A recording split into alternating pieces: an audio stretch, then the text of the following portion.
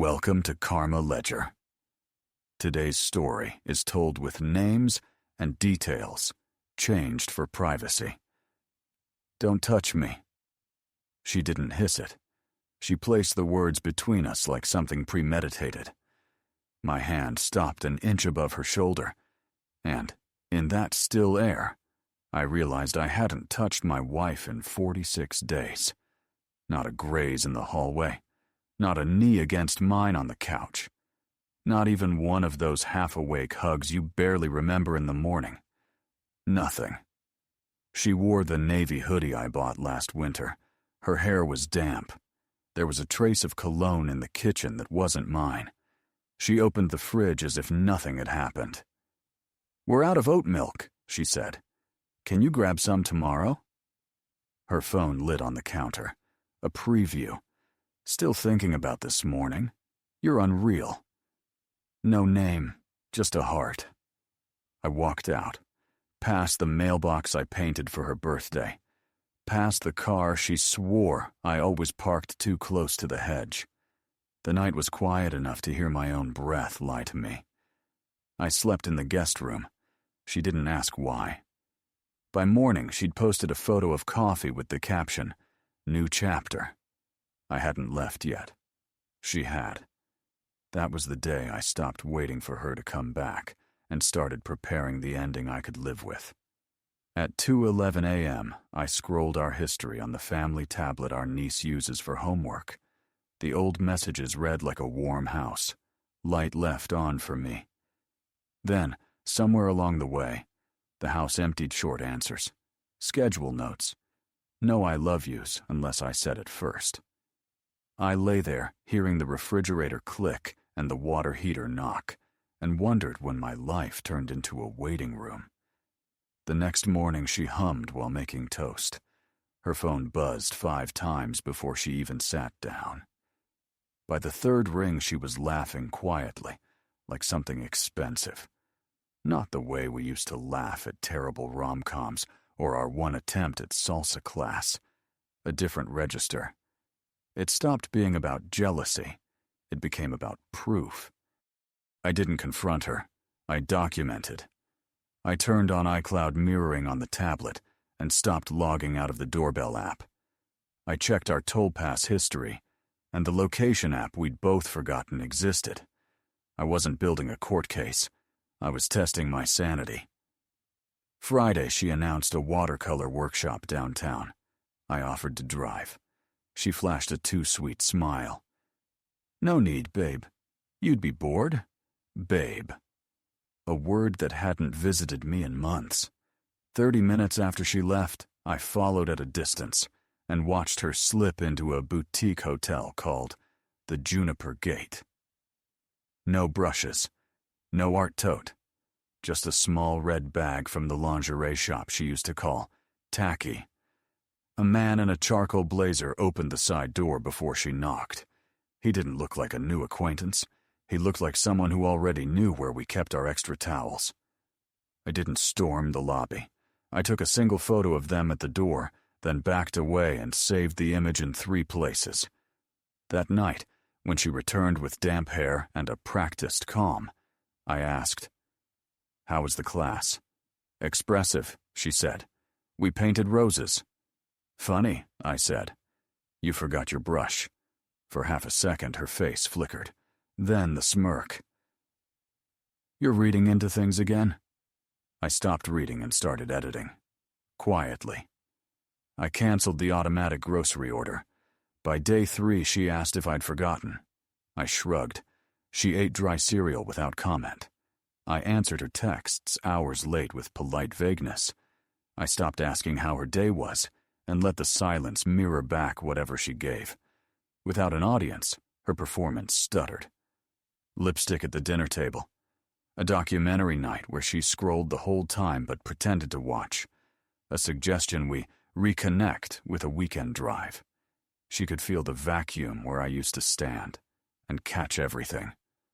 The move she didn't see coming was paper. I printed the hotel photo in matte and slipped it into a blank card. No note. I left it in the second drawer of her vanity, where hands go without thinking. Then I packed a small bag and drove 3 hours west to my cousin Nate's cabin. No note, no drama, just logs for the fire and a chair that didn't know either of us. 2 days later, I turned my phone back on. 12 missed calls, 6 messages. The early ones were light. Where are you? Then, did you go through my things? Finally, please call me. I didn't. I needed her to sit with the mirror she'd been avoiding. When I came back, she stood barefoot in the doorway, eyes rimmed red but dry. Why would you leave that photo like that? You always say you hate surprises, I said. I figured one more wouldn't disappoint. She followed me into the kitchen asking how long I'd known, whether I'd told anyone, whether she should be worried. There's nothing to tell, I said. You already lived it. That night she staged a revival chicken marsala, cloth napkins, candlelight. We sat like an old photograph. Halfway through, she said, not quite asking, "You've known a while." I set down my fork. Since the first night you said you were exhausted with fresh hair and a phone that went mysteriously quiet. She flinched. A small truth broke the surface. I thought I could control it, she whispered, careful not to give it a name. Not mistake. Not affair. Just it. The next morning, I found her on the back steps in the same hoodie, coffee cooling in her hands, staring at a world that didn't blink. I signed a lease for a 1-bedroom across town under my middle name and packed a single suitcase, essentials only. I left the wedding photo on the hallway wall straight. No flipped frames, no slammed doors. On her pillow I placed an envelope, a screenshot of the bank transfer for half the joint savings, and a line beneath it. This is what fair looks like. Leaving didn't feel like leaving home. It felt like finally arriving at my own door. The first 48 hours were nothing. No calls, no texts, just the hum of a cheap refrigerator and a faucet that didn't quite stop. Peace felt like shock at first, like walking away from a crash with your body fine and your mind miles behind. I kept expecting the knock, the apology I couldn't use, the vocabulary of regret. Instead, she posted a backyard photo barefoot, cinematic breeze, caption, "Still standing." A comment appeared from an account called Arlo Max. "You always were." The profile picture was a man in a charcoal blazer. I didn't react.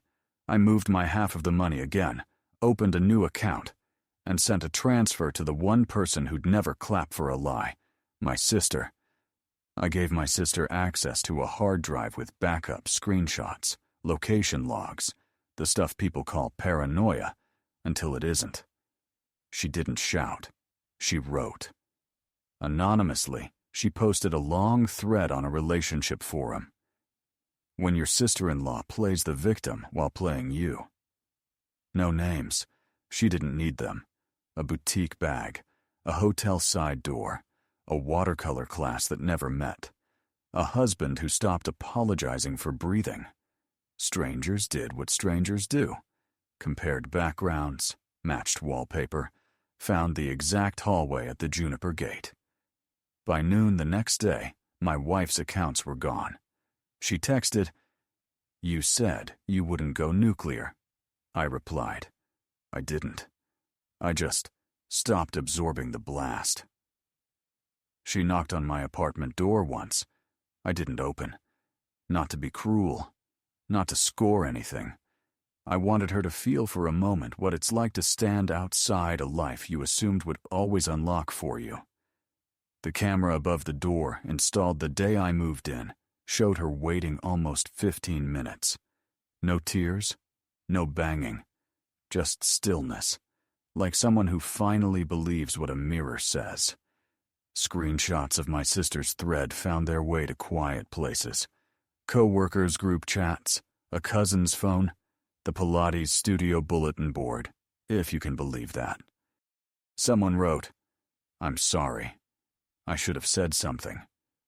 Betrayal doesn't hurt alone. It arrives with a float of witnesses who didn't want to be involved, didn't want to be rude, didn't want to be next. She called again on day 3.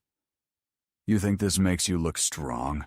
she asked, voice flat. "No," I said. "It makes me look honest." She accused. I didn't defend. Finally, she said, "Let's try counseling. I just want to understand what went wrong." "I already understand," I said. "Some people don't cheat because they're miserable. They cheat because they can't tolerate being loved without noise. I gave you quiet. You translated it as empty." For the first time in years, she gave me something true. "You didn't love me wrong," she whispered. "You just loved me in a way I couldn't return." Quick pause. If you're into long-form, real stories like this, subscribe to Karma Ledger. New episodes every Tuesday, Thursday, and Sunday. Back to the story. She showed up at my sister's door next, asking to clear the air. My sister handed her an envelope instead, printouts of a group chat we hadn't seen. Friends laughing about training him to disappear, bragging about hotel weekends, strategizing captions. You can argue memory. You can argue motive. You can't argue what your thumbs typed. She waited by the elevator in my office lobby one afternoon, arms folded like she could will me into undoing reality. I poured a coffee and went back to my desk. That night she texted, "I'm not seeing him anymore." I told her the only truth that still had weight. This was never about him. It's about how easily you watched me come apart and decided silence was enough. The nostalgia campaign started then. An old photo of us at a mountain lake back when I held a fish I didn't catch and she laughed like a bell. Caption: "Not everything can be fixed, but I'll always remember the quiet way he held the center." 200 likes, including one from the man in the blazer. Repainting the past doesn't change the present. It just makes the frame more expensive. A certified letter arrived. A single typed line. "I didn't expect to break you. I thought you were unshakable." It read like an experiment's conclusion. A week later, a different envelope. Divorce papers. No flourish, no scene. Just paperwork signed with her full name, as if the version of me in that name never existed. I signed my side, drove to the post office, and slid the packet across the counter without a return address. She already knew where I stood. Not vengeful, not performative done. 6 months is a long and short time. Long enough for a new apartment smell to fade. Short enough that I still reach for a light switch that doesn't exist. I started painting again in the garage bad sunsets that look like melting sherbet and trees with too many branches. I make pancakes at midnight and burn the first batch every single time. At the indie bookshop down the street, I met Mallory when she caught me rearranging novels by color. "I do that when I'm avoiding something too," she said. We walked. We talked. On week 2, I told her I was recently divorced. She didn't flinch. "You don't look broken," she said. "You look rebuilt." I went back to a lake-different state now, different shoreline, not to rewind anything, to prove to myself that geography doesn't hold me hostage. I stood where the dock creaks and the wind smells like pine and held a small canvas I'd finished the night before. Water, trees, a man at the edge not waiting for a rescue. Just being. I taped a note to the back and left it on a bench. "Who you used to be is not a prison. You can walk out when you're ready." I didn't need her to close the door. I learned how to close my own. Thank you for listening to Karma Ledger. If this story landed with you, subscribing helps more than you think. Until next time.